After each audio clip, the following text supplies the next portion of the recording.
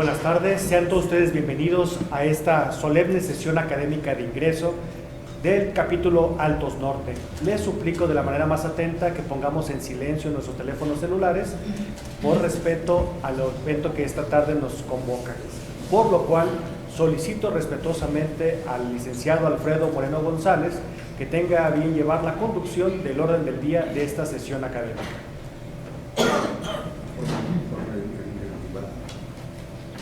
Muy buenas tardes a todos ustedes.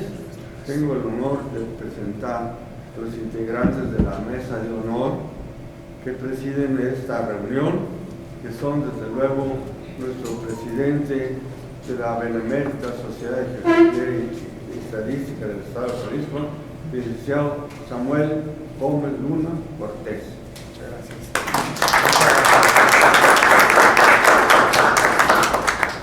También tengo el honor de presentar al maestro Carlos Hernández Terrés, coordinador del capítulo Altos Norte.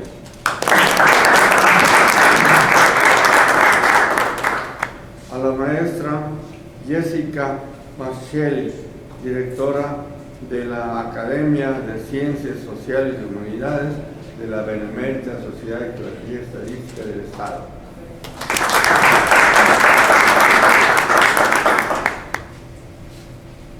Y desde luego a la muy distinguida recipendaria en este acto, la distinguida maestra, distinguida maestra Rebeca Ramos Pérez.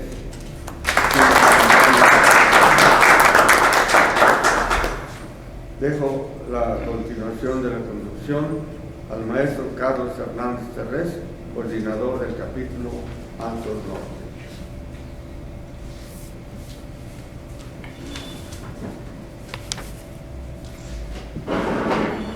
Buenas tardes a todos. ¿Sí? Pues les damos la más cordial bienvenida a esta su casa en Lagos, a todos los compañeros de nuestra benemérita institución. Agradecemos también la presencia de nuestros amigos y consocios que nos visitan de Guadalajara y a todos los invitados. Haciendo una mención especial y un saludo a nuestro presidente nacional, Hugo Castro Aranda, y a nuestro presidente estatal, Samuel Gómez Luna Cortés. Tenemos la fortuna que nos acompañen también nuestro presidente honorario vitalicio, Joaquín Moreno Villa,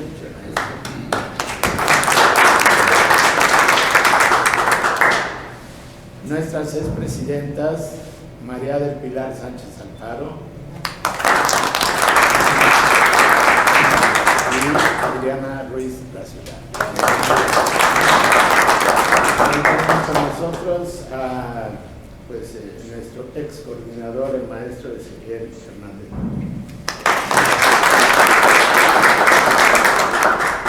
Bienvenidos todos. Esta es una de las sesiones que siempre es festiva y siempre es esperada. El ingreso de un nuevo socio a nuestra Benemérita Sociedad de Geografía y Estadística del Estado de Jalisco. Esto es un signo de entusiasmo y de trascendencia.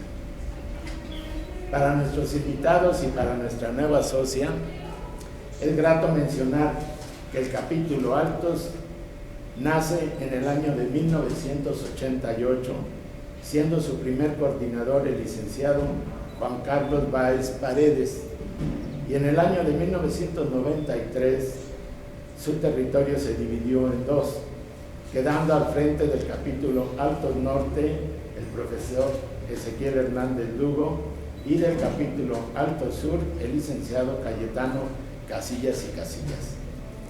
Tenemos pues ya 34 años de servicio a la comunidad cultural de Los Altos y 29 años de fructífera labor desde esta sede en Lagos.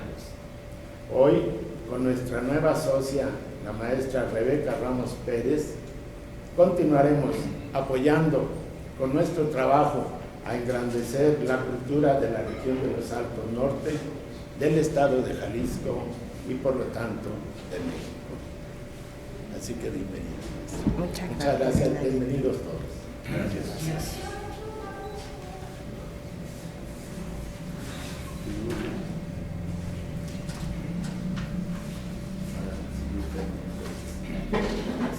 Procedo a hacer lectura del currículum vitae de la maestra Rebeca Ramos Pérez, a quienes en esta ocasión tenemos el gran honor de recibir como integrante del capítulo Altos Norte como socia del mismo. Su formación es licenciada en Filosofía y Ciencias de la Educación por la Universidad de Sevilla. Es experta en género de igualdad de oportunidades por la Universidad de Huelva. Su experiencia laboral: ha trabajado como técnica de proyectos europeos en la iniciativa comunitaria, el cual en las áreas de recursos humanos, formación e igualdad de oportunidades, técnica en el proyecto Óptima, certificando a empresas en la gestión en igualdad de los recursos humanos. Ha publicado material didáctico y de divulgación como Manual del Lenguaje No Sexista para CCOO Andalucía, diversificación laboral de las mujeres en el sector de la construcción y material didáctico, igualdad de oportunidades y perspectiva de género para la iniciativa europea EQUAL. Actualmente es coordinadora de innovación educativa y profesora de preparatoria en el área de humanidades en el Colegio Teresiano de Lagos de Moreno. Otros de sus méritos recibió el premio Red Literaria 2013 de La Plata, Argentina, por el relato de ficción En una esquina del corazón. Recibió también el tercer premio de relato corto por El Espejo, bajo Guadalquivir, septiembre de 2013. El premio Bocados Sabrosos al microrrelato El triunfo de la razón. Es autora de la novela En tierra de ahogados y de libros de relatos Madurez de Parcitea, ambos publicados por el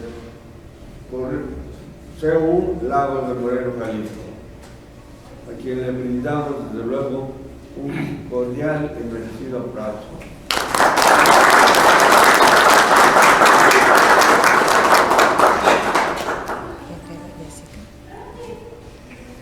Buenas tardes, muchas gracias por acompañar mi ingreso. Quiero agradecer la disposición del maestro Carlos Terré para prestarnos el lugar. No hay lugar más bonito en Lagos de Moreno que este para presentar un trabajo, y a todos ustedes por acompañarme en este momento tan especial y por supuesto por la invitación previa. Y a Jessica por contestar a mi trabajo. Voy a leer parte del texto porque en estas circunstancias una se pone nerviosa y tiende a perder el hilo, y como no me gustaría, pues voy a hacerlo así si les parece oportuno y pertinente. A lo largo de la historia, la imagen de la mujer se ha construido de forma artificial. Se les ha negado el libre acceso de su naturaleza y se han encorsetado pensamientos, palabras y obras a los rígidos cánones marcados por estereotipos vigentes en cada momento. Su progreso como individuos debía estar dentro de estos platones. La conquista de espacios públicos, por lo tanto, nunca ni está ni estuvo exenta de obstáculos. La revolución exigió la igualdad de los ciudadanos, pero no para ellas. Los gobiernos apostaron por civilizar a la gran masa de analfabetos, pero tampoco las incluyeron. Y cuando quisieron completar el cuadro docente, no tuvieron más remedio que llamarlas. Gracias. A pesar de que se considera a la mujer capacitada para educar a la infancia, la imagen ideal que correspondía a sexo no la contemplaba fuera del hogar. En esta parte veremos cuáles son los estereotipos vigentes en este momento, a principios del siglo XX, para las buenas y las malas mujeres, y cómo la sociedad estaba conformada de tal forma para producir ese adoctrinamiento o amoldeamiento a los roles de género imperantes. En la tradición católica, la mujer ocupa un lugar de inferioridad respecto del hombre y simboliza el pecado. Eva nació de la costilla de Adán no para ser su compañera, sino para cubrir una necesidad del hombre. Es la culpable de la expulsión del paraíso, pues quiso retar a Dios en inteligencia y comió de la fruta prohibida. Durante siglos, la mujer ha sido temida y demonizada a partes iguales. Los procesos biológicos que se desarrollaban en ella nunca fueron exactamente así entendidos y se consideraron como parte de su impureza e inferioridad. Se sabe que para Aristóteles la mujer era un poco más que un esclavo, pero menos que un hombre. Debía comer la mitad que su compañero, lo que la volvía cruel, crítica, mentirosa y cobarde. Esta diferencia venía dada por su papel en la reproducción. Mientras el hombre aporta el semen líquido, creador de vida, la mujer es un receptáculo pasivo. Ella pone el cuerpo, él insufla vida y movimiento.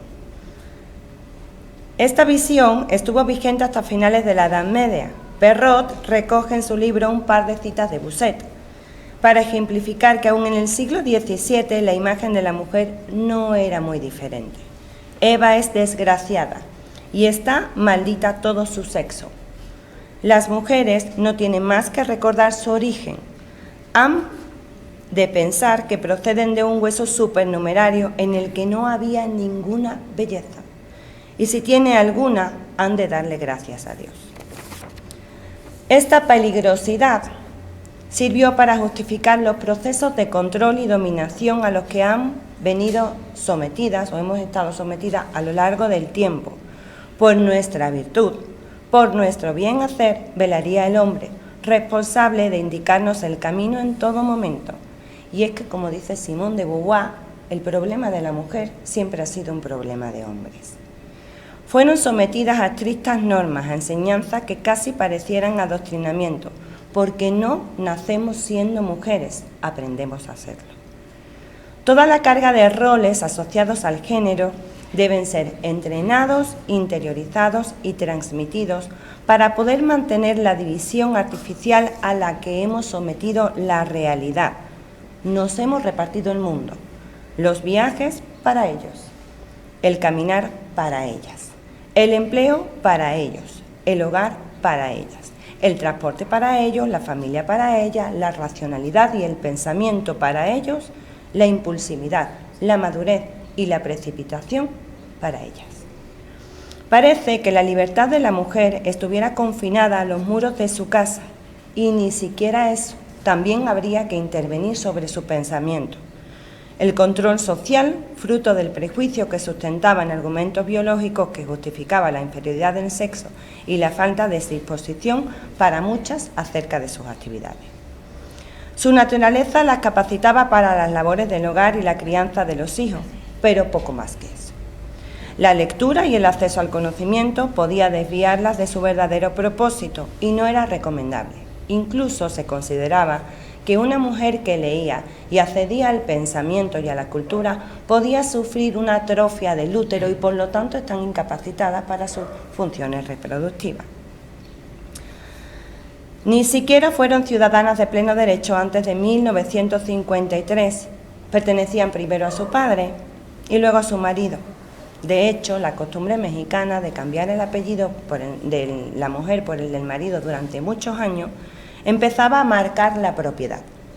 En ese momento delimitaba el paso a la situación ideal femenina, la perfecta casada, la buena esposa, abnegada, dócil, delicada, pura, amorosa, paciente. Había que moldear su comportamiento para que formara una buena y respetable familia, y para ello contaba con muchos aliados. políticos, científicos, curas, literatos, hombres y mujeres. Los que no formaban parte de estos rígidos esquemas, las que no formaban parte, fueron tachadas de putas, locas, pecadoras. Avergonzaron a su familia y no hubo más remedio que esconderlas en cárceles, conventos, manicomios, fuera de la vista de todas aquellas personas que las evaluaban.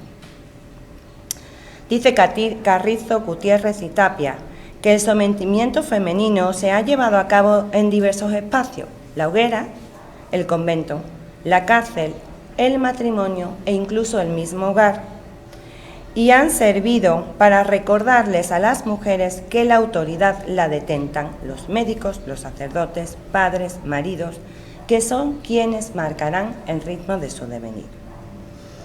En este periodo también estaban delimitados los ideales a los que se debía someter las mujeres, así como las sanciones que podían acarrear el transgredir la norma.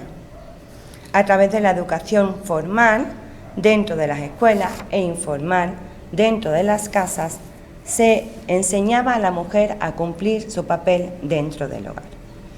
La mujer de a principios del siglo XX es hija de su tiempo, por lo que en líneas generales sus funciones en la sociedad y los estereotipos a los que se someten, sus discursos y sus sanciones van a estar en consonancia con el periodo histórico que les tocó vivir.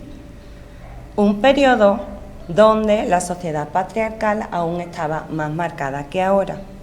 La unidad familiar era y es el entorno en el que se adquieren los aprendizajes de los estereotipos de género. Del caprichoso reparto que se hace de todo cuanto existe, a las mujeres les va a tocar la carga emocional y a los hombres la racionalidad. Esta jerarquía asigna el control de la parte emocional, las mujeres, a la parte racional, los hombres. La educación de las futuras generaciones se daba dentro del hogar. La mujer era la encargada de transmitir la carga simbólica y emocional, tanto a las niñas como a los niños. Como dice Butler, de asignar la naturaleza, lo crudo, a las mujeres y la razón, lo cocido, a los hombres. En ese momento se ponían en marcha esos dispositivos emocionales que regulaban tanto la norma como la transgresión. La escuela, la Iglesia y el Estado, como instituciones de poder con mayúscula, como señaló Michel Foucault, las alejó de la vida pública y las recluyó a la maternidad, independientemente del estrato social al que perteneciera.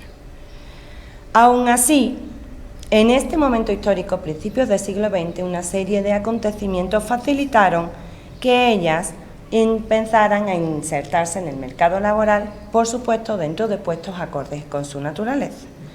Industrias textiles, almacenes, telégrafo, enseñanza. Para ser decentes, en cualquier caso, había que apartarse de la mirada lasciva de los hombres. Y eso las hacía que se casaran muy jóvenes. A principios del siglo XX se supone que entre los 12 y los 26 años de edad las mujeres se casaron. Hasta 1953 sabemos que no tuvimos aquí en México el derecho al voto. Independientemente de la clase social a la que se perteneciera, el ideal era el sumen de la moralidad y la sumisión. Las mujeres en aquella época, y de repente en algunos contextos en esta, valíamos las solteras por nuestra virginidad y las casadas por nuestra finalidad. El único valor que teníamos en ese momento, las cosas empiezan a cambiar, es precisamente el decoro. Todo está relacionado directamente con la sexualidad. Madame Lobe advierte así sobre los peligros de la promiscuidad. En cada uno de sus valores van dejando jirones de honra y al final de su juventud, cuando pueden ya sumar un número de sus noviazgos, contarán como recompensa con una serie de enemigos que destrozarán su reputación. La revolución, sin embargo, supuso un antes y un después en la participación social de las mujeres, porque de repente no solo se insertaron en el mercado laboral, sino que también formaron parte de la contienda, en la medida de lo posible respetando los roles. Ellas se responsabilizaron de transportar medicina, municiones, ropa, alimentos, equipo militar. También en este momento hubo propagandística que tomaron voz por las disidentes y se crearon incluso los primeros clubes formados por mujeres, como el de 1909 en Puebla de Josefa Ortiz de Domínguez.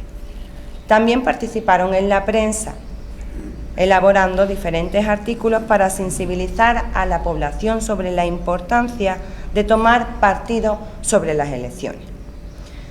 Formaron parte de las enfermeras del ejército, donde estaban las tituladas y las no tituladas. Obviamente podían acceder a un cargo militar, en el caso de ellas el máximo rango era teniente y ellos, los médicos, coronel. No tardaron mucho después de la Revolución, le quitaron las condecoraciones militares.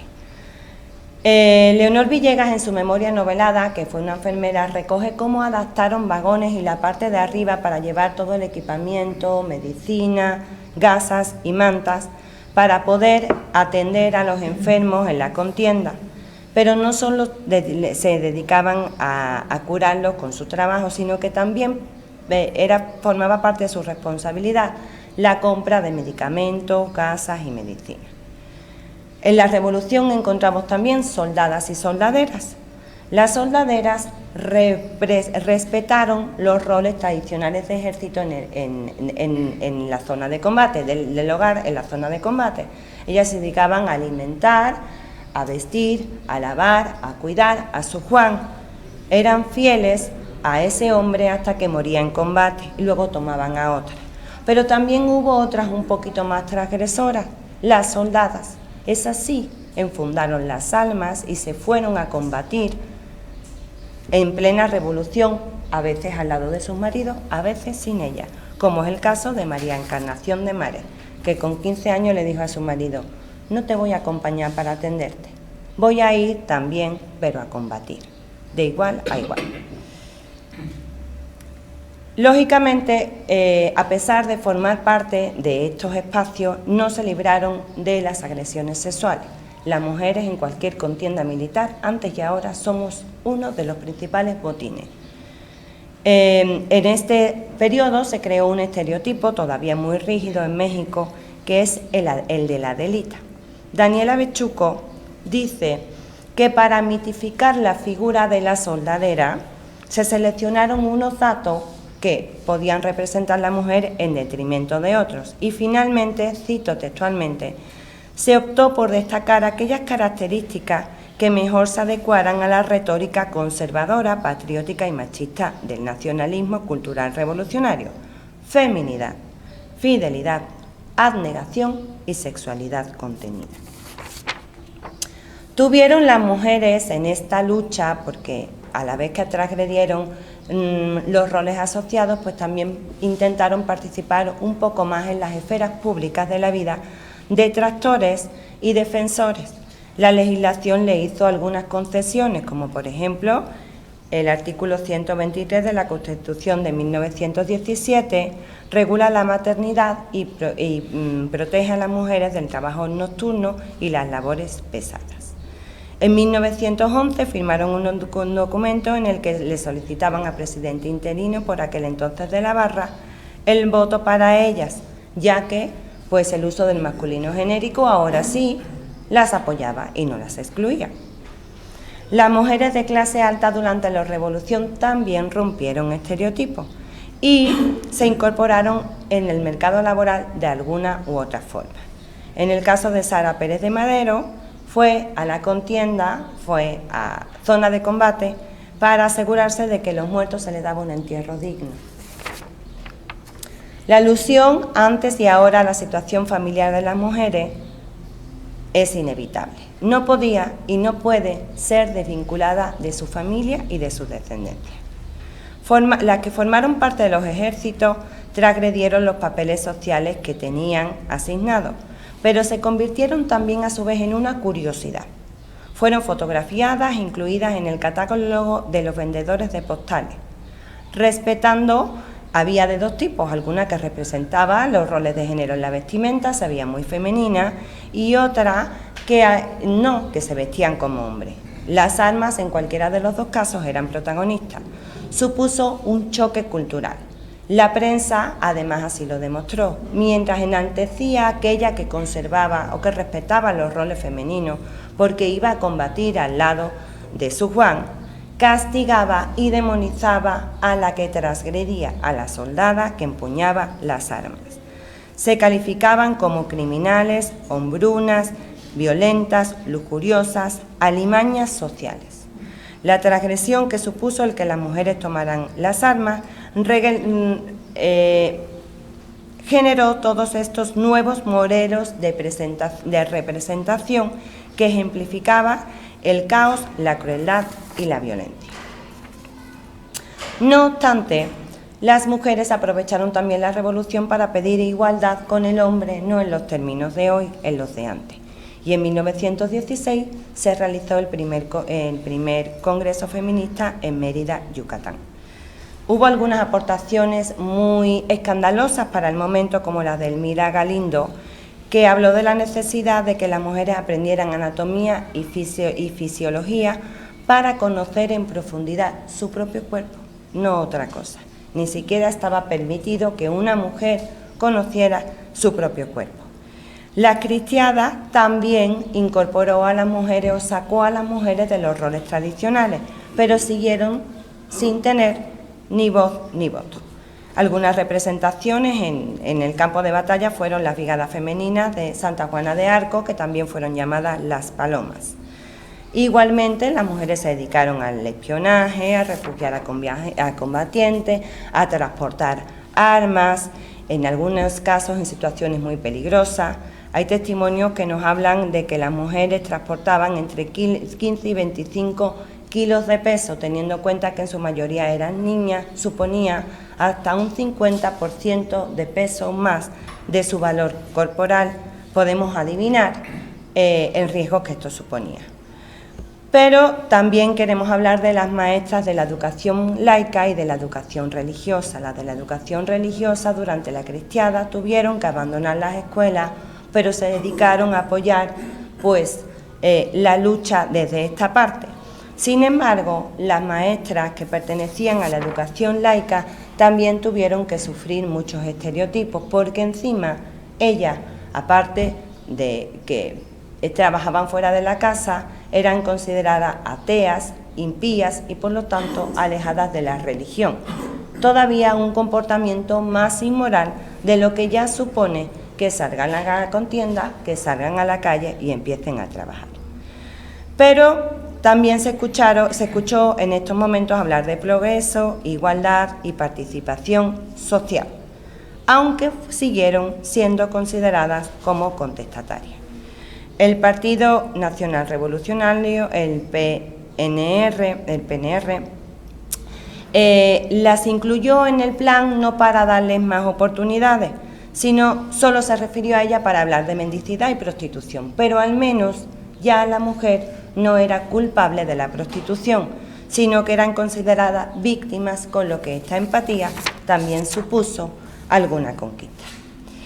Algunos aprovecharon todas estas oportunidades y comenzaron a agruparse para defender sus derechos. El camino hacia la igualdad se iba vislumbrando en el horizonte. No todo se perdió en los campos de batalla. No todo se tiró en un saco roto, sino que empezaron a sacudirse conciencias y el grito de la inconformidad retumbó en más de una cabeza. Se agarraron de todo, no podían desdeñarse ningún apoyo.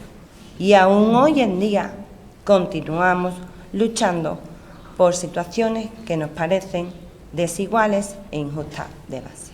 Muchas gracias a todos.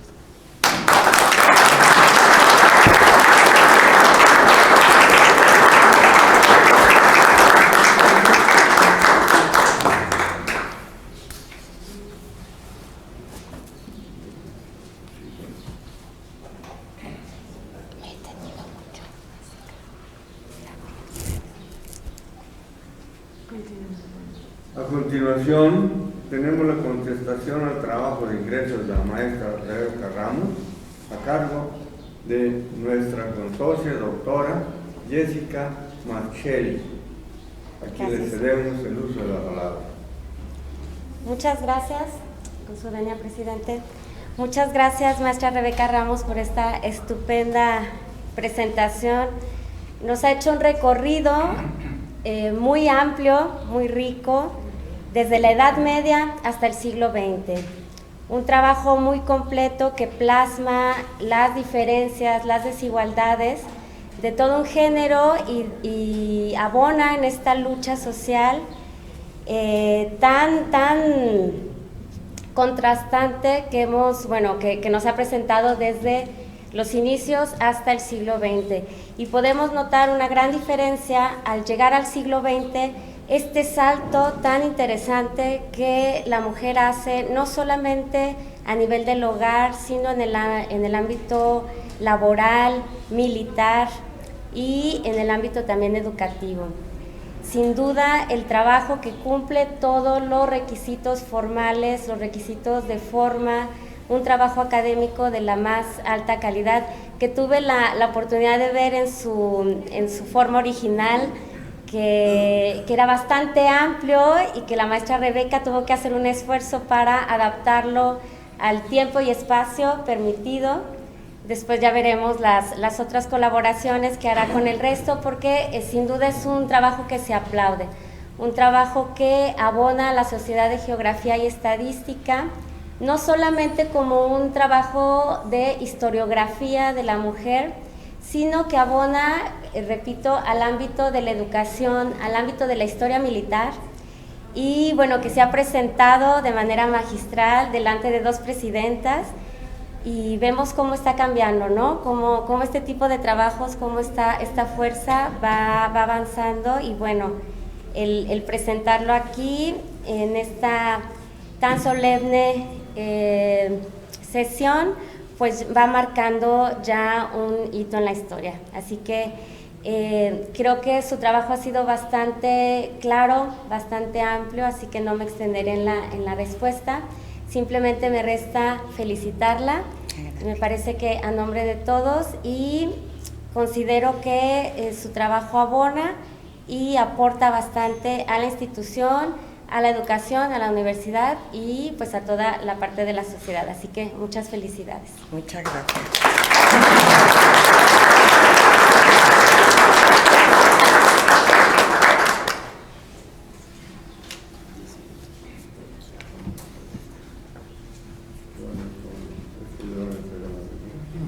A continuación será la toma de protesta y la colocación de venera, distintivo y entrega de pergamino a la nueva consorcia por parte del licenciado Samuel Gómez Luna Cortés, nuestro presidente a nivel estatal. Muchas gracias. Les suplico, por favor, si nos colocamos de pie.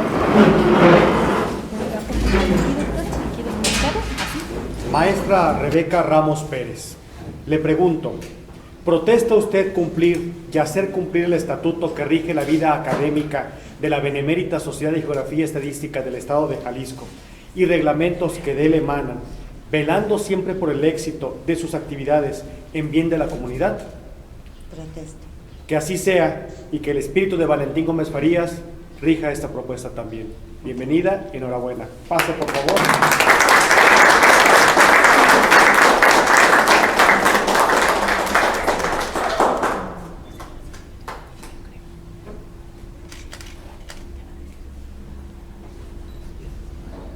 Tiene maña esta. Si quieres, pásamela y la pongo por acá. No se puede.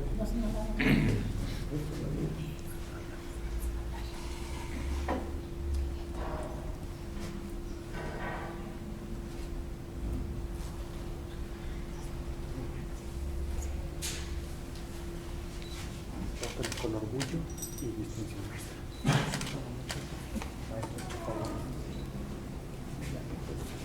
Felicidades. Y hay que abrirlo, yo creo, para enseñar.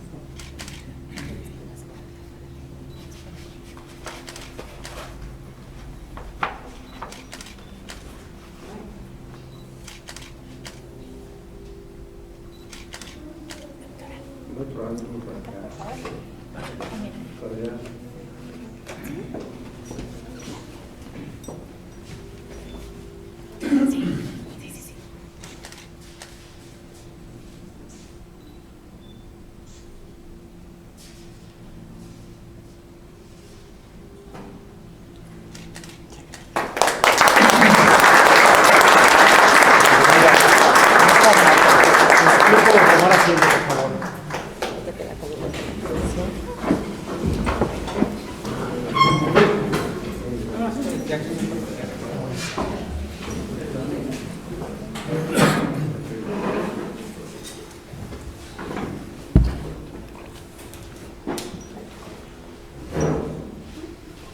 A continuación vendrá la clausura de la sesión por el licenciado Samuel Gómez Luna Cortés, presidente de nuestra institución, y quien les suplico atentamente proceda a realizar esta clausura. Muchas gracias, agradecerles a todos ustedes que nos han acompañado.